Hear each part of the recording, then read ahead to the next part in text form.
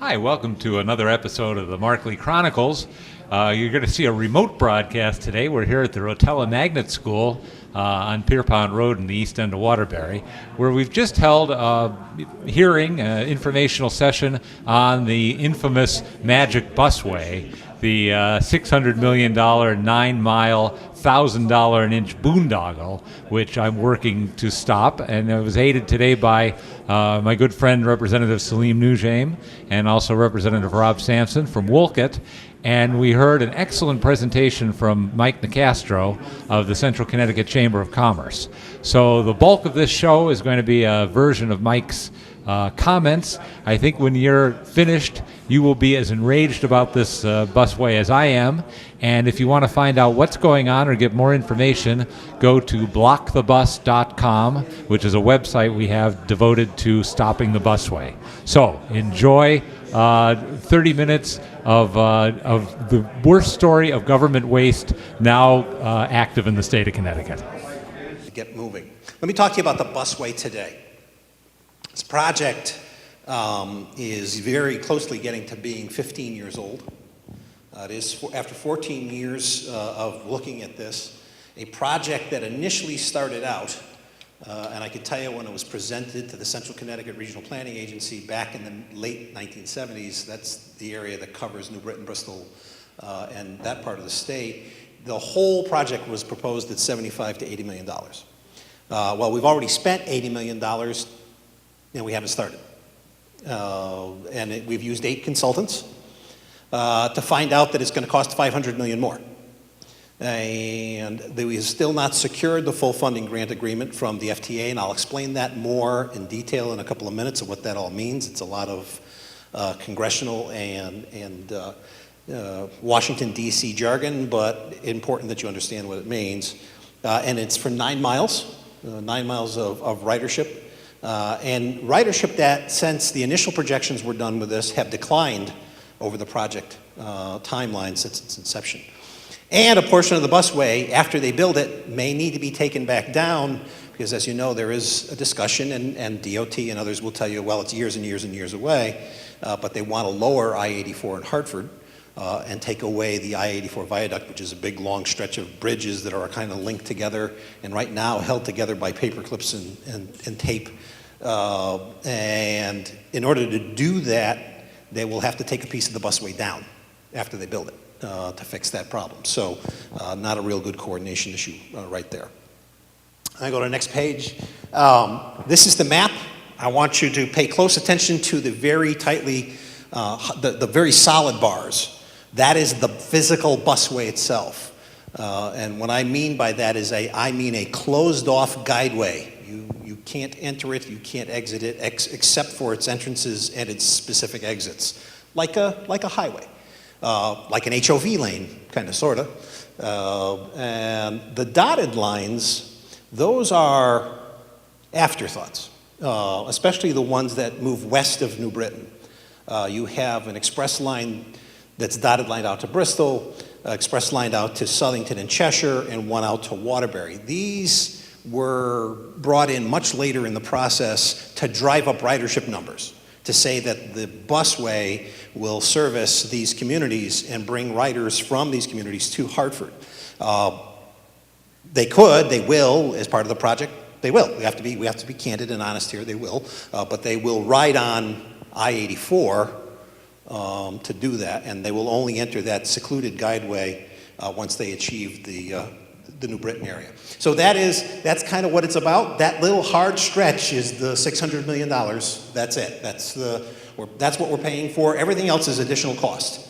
On top of which, there is an annual operating subsidy for that, and we'll get to that in a minute. So if I can have the next slide.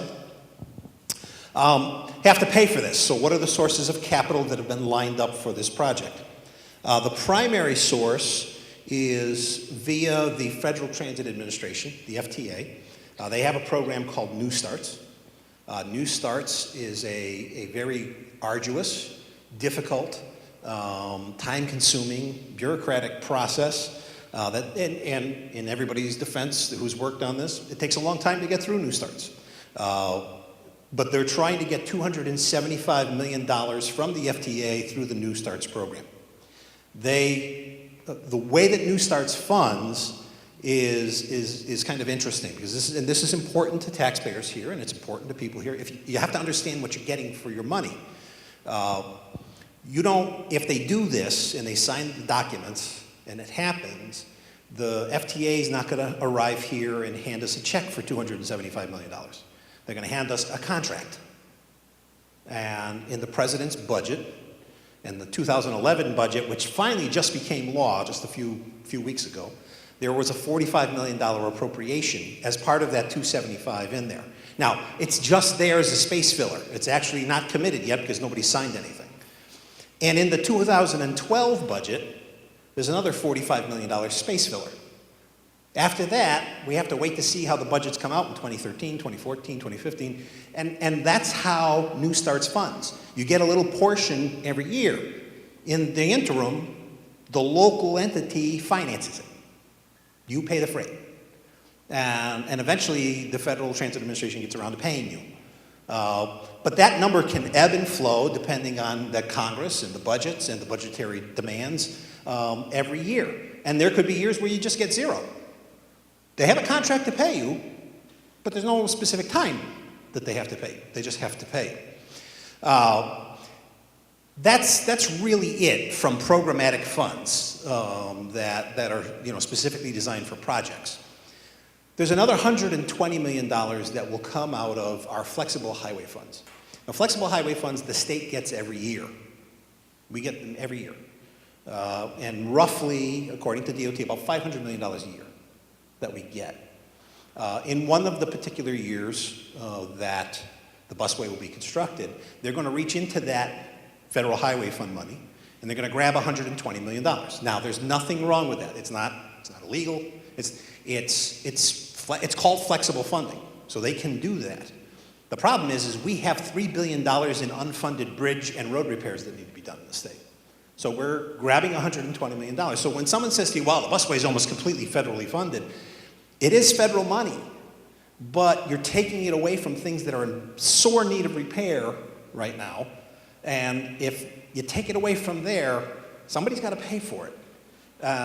In the long run, you're robbing Peter to pay Paul.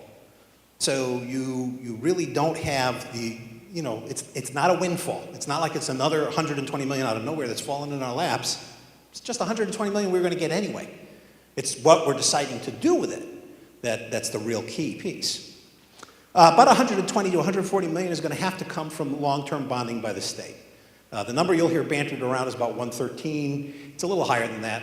The numbers are a little higher than actually the story tells, because there are some projects that have to happen, or the busway can't happen. There's one going on in the area right now out there. They're doing some work on moving water mains, and I believe that's not part of this project. It's separate and distinct, and that's a few $1 million. There's some bridges that have to be redone. Those are $10, $20, $30, $40 million. They're not part of the 572. And if they don't happen, the busway doesn't happen. But they can be argued that they are important maintenance and that they need to be done. And about $60 million in previous funding from the FTA and other federal funds like CMAQ. CMAQ is congestion mitigation and air quality. You can get that for doing railroads. You can get that for, if you take carbon-based automobiles and trucks off the road, you can get CMAQ money.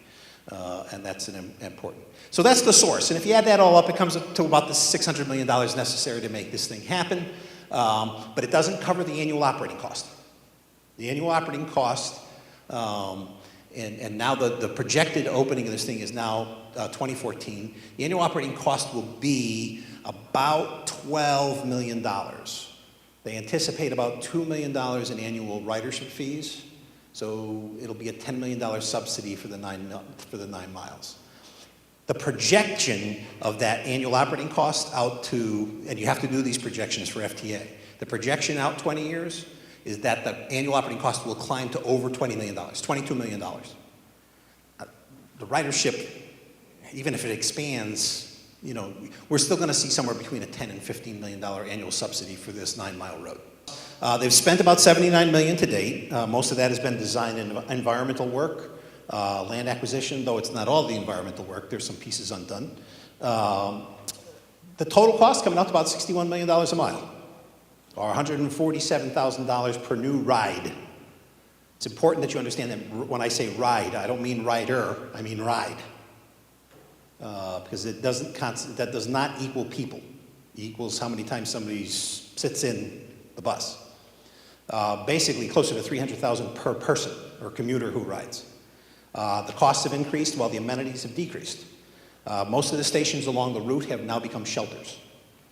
There were original plans for them to be a little bit more something, of consequence, and now they are shelters.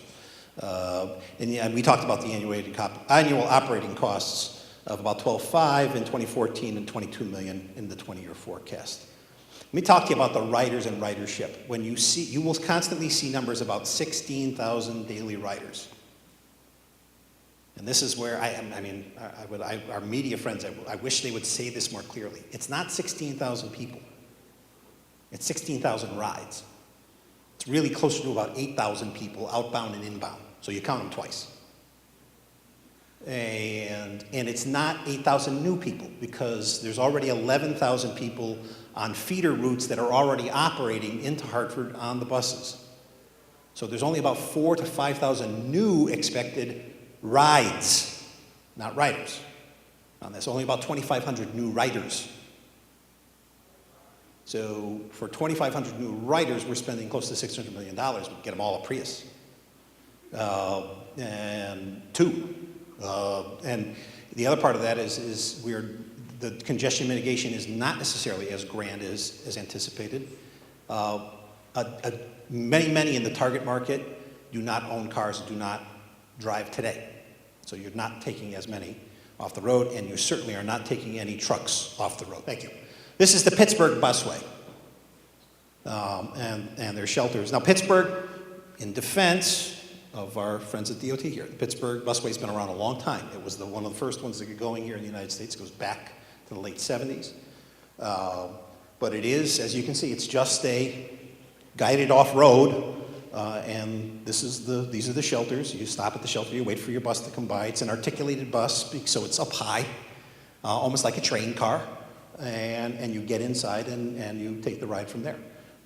And they are closed off, and they have certain entrances and exits along the way to do that. And the positive argument for this, and it's a good argument, is at the end of the thing, the buses can get off the busway and go somewhere else.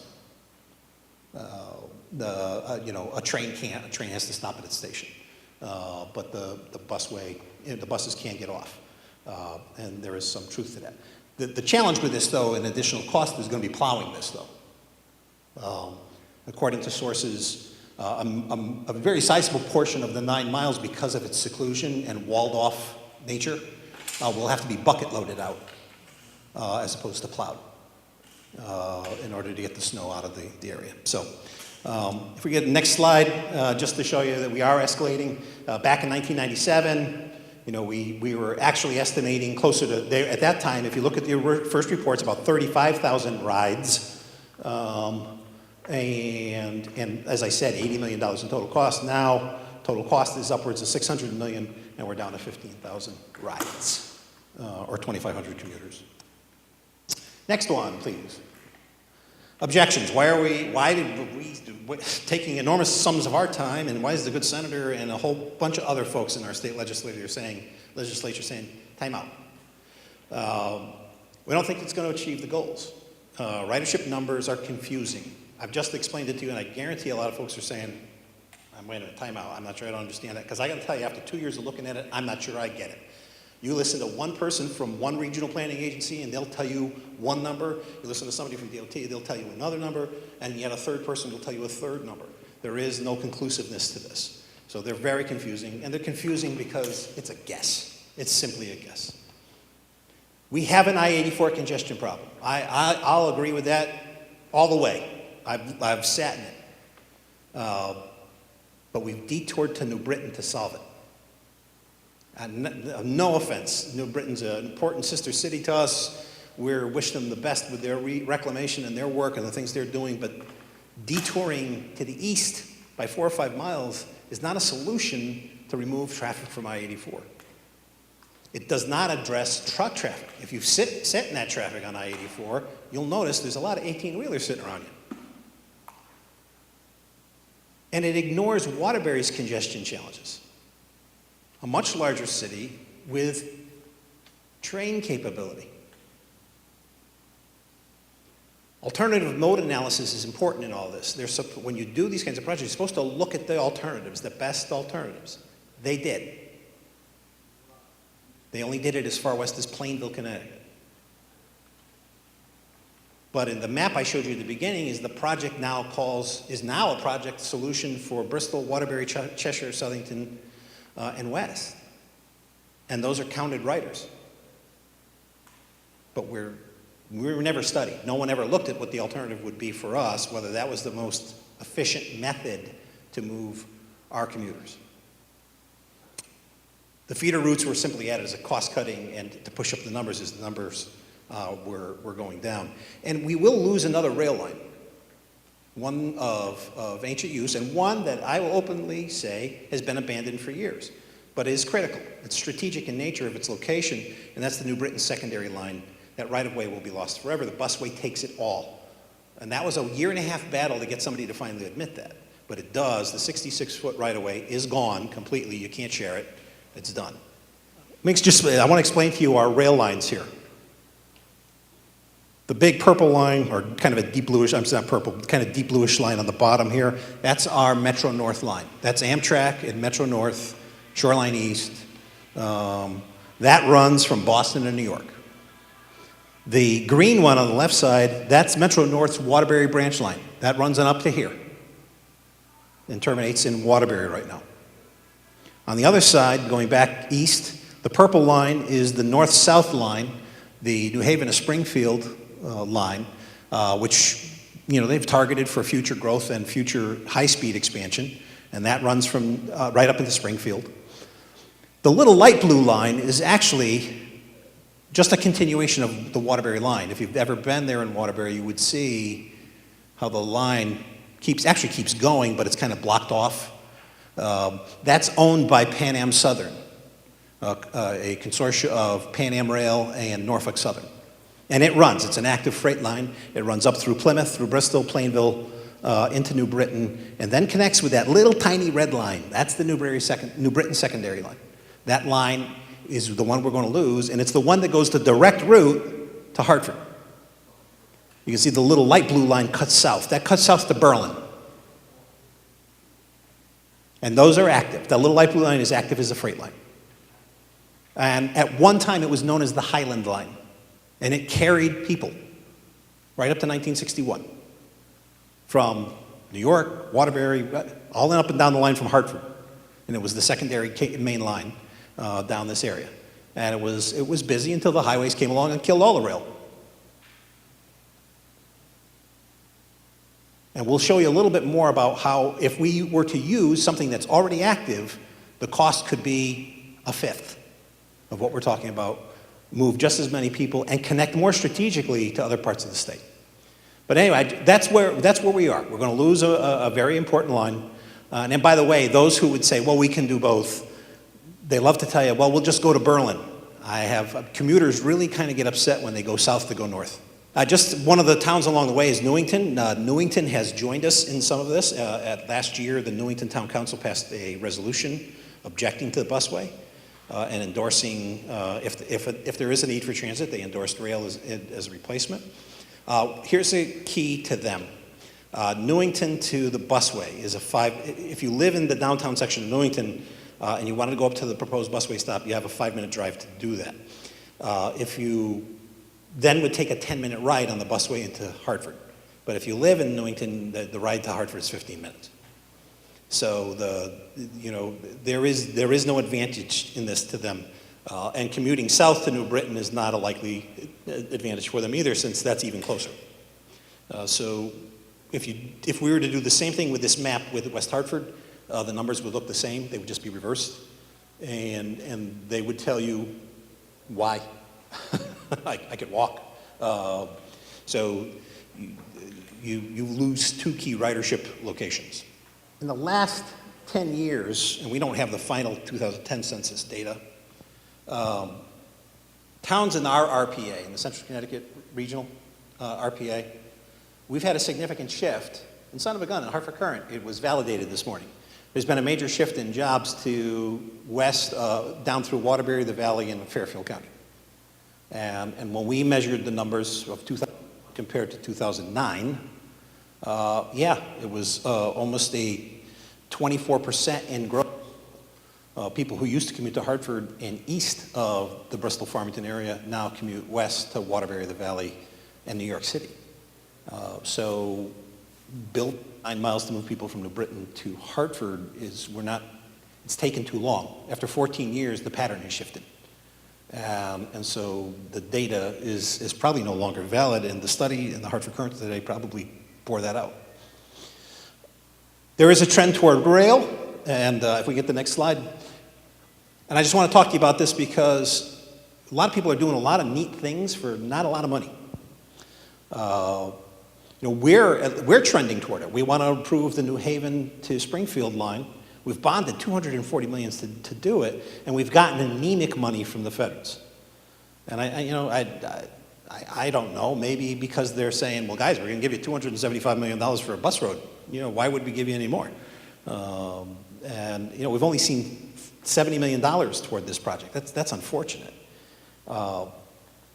In Massachusetts, though, the Knowledge Corridor is replacing 60 miles of track, reconnecting Springfield to the North Albans area, and the whole project's $75 million. In Maine, the Downeaster line, which has been extremely successful now for 10 years and runs from North Station, Boston to Portland, Maine, 10 trains a day on a single track with freight and commuter lines. They're extending 32 miles from Portland, Maine to Brunswick, Maine because of the success. The total cost of the project is $35 million, and the station's already built. And then Massachusetts, they're extending the Wachusett line another 25 to 30 miles, which is critical in and around Boston, as you all know, for $57 million. So we're somehow, some way, the calculations of our numbers are just not coming out right. We are seeing unbelievable costs for very little return. I mean, if somebody came to me and said 600 million and it was 600 miles, I might not have much of an argument. But 9 miles, that's a tough argument. Even in the governor's transition report, as Governor Malloy took over and his transition team took over, we submitted some information. They asked us to submit some information. And I thought it was important. In his report, they identified the fact that the Chamber said the recent options offered by the Central Connecticut Chamber of Commerce and others for combined freight and passenger rail service improvements from Waterbury to Hartford, continuing to Bradley, or possibly on the Griffin line, it's time for new thinkers to reconsider how the state and federal funding should be best spent. So I think a lot of folks understand we got to rethink this thing. We are not doing a great job right now, and we have a bunch of disparate programs. And in Houston and Virginia, busway programs were scrapped. They were scrapped for light rail. And those projects are now moving forward with rail in place. This is an alternative this is a map that we submitted. We go to the next slide, next couple slides. Next one too, please, thank you. These are the kinds of things that you could do. You can service all kinds of folks along the way. You can service a university. Important thing about the Downeaster that I mentioned, it actually runs right through the center of the University of New Hampshire at Durham campus, right through it. They added a train station to the campus. The campus is so busy at the train station, and they have, almost all freshmen are no cars now. Almost all sophomores are no cars now, no need. They're using it to compete. I talked to a few folks in Massachusetts and other universities in Massachusetts and said they're using it as a hammer to compete against this because kids can just get to the university and they don't worry about transportation anymore. In fact, I talked to the head of the transportation at the university, and he told me that there was a time when they were parking on the lawn. Now they have 2 empty lots that they use for tractor trailer. They rent out to tractor trailer driving schools because they're empty, and the kids are just using the train to get back and forth. Same thing up in that Brunswick. Bowdoin College is waiting for that. That station is right next to where the campus starts. And they're already advertising on the college website. Oh, by the way, they just started planning that 18 months ago. They've already got their funding, they're already doing the work, and the thing will be operational in the fall of 2012. So there's another issue that we have. Why are we taking so long? It's not surprising the prices go up. Next one, and again, we talked to you about rail. Bottom line is, if we were really to just focus and put some improvement in our rail and move freight up and down to Bridgeport, move it up into Hartford, move people, do all the right things, connect more cities, recognize that our commute patterns have changed significantly, the total cost savings would be about $400 million, $380 million we could save. And do more. Now we're talking about miles and miles and miles and miles of effort, of work and connecting people. And you know what? The same issue that we hear all the time, well, the busway creates jobs. This would create jobs too. When we met with the governor on March 21st, one of the gentlemen who was with us was from HDR Rail. And he point blank said, look, when you build new railways, when you lay new track, your excavation companies dig up more gravel. They have to lay, those people get jobs. Metal workers get jobs, welders get jobs. Everybody goes to work. Laying in electronic signaling systems gets jobs. Those kinds of things can't happen. And then we can connect a lot more folks with a lot more distance. I don't want to get into too many of the details of this, and I'll answer any questions you have on these later. Next slide. And one more, please. Okay, great. This is a good one. This slide is interesting because after all this argument and all this debate, one thing that we wanted to find out was, okay, what provides the best value to people? Because we hear, we're gonna get all this transit-oriented development. That's the new buzzwords, TOD. And transit-oriented development, the busway is going to create all this transit-oriented development. So we went to a couple experts, and there's not a lot of good studies until this February.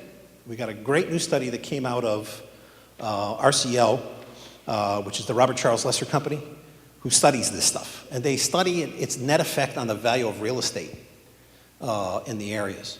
And as you can see, the yellow are, the light yellow on this side are is bus routes, and the gray is rail. And when it comes to the value of apartments, apartment value increases anywhere from 2 to 43% around rail stops and rail lines. Around bus rapid transit, it actually has a negative impact thus far of -4%. On commercial office space, commuter rail and light rail are off the charts. They increase values of properties by in the 90 percentile range. And bus rapid transit does increase it, but in the single digits. Just to double check ourselves, we went to the Brookings Institute and we asked them. And the letter they provided to us basically said, look, when it comes to bus rapid transit, the jury's still out. There are no proven examples yet of BRT sparking economic development. What happens if the busway doesn't happen? Well, I took this directly from DOT's presentation to the governor, so let's get the facts on this straight. $97 million of the federal flexible funding can be reallocated. $27 million of the FTA formula funding can be reallocated. $41 million of the state match for federal funds can be reallocated. We can put our money where we want it. The other things are basically ours to decide what we want to do with. $55 million state match for New Start funds. $16 million is the potential only payback that we would have. And that was for the right-of-way acquisitions that we did. $39 million can be reallocated to other projects or can be saved. The $90 million in the new state bonding that was done can be canceled. Huge amount of savings. Thanks for watching this special episode of the Markley Chronicles on the Busway project, the $600 million boondoggle, which I'm trying to stop with the help of my friends Salim Nujame and Rob Sampson and Whit Betts.